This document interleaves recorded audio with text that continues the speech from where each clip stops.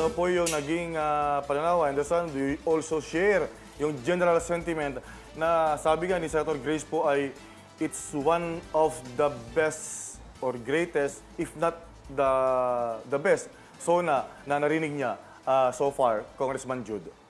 Well, hearing the President speak, it was probably the most inspirational State of the Nation address that I've heard.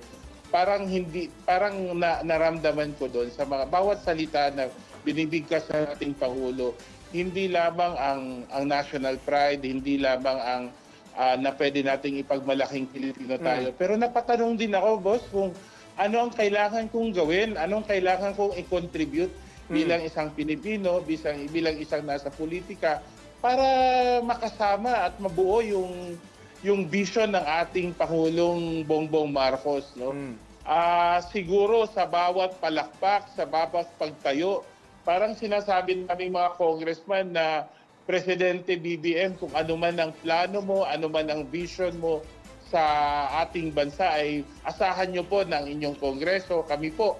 At ang bawat Pilipino ay magiging kasama mo sa pagbalangkas ng kinabukasan ng ating bansa.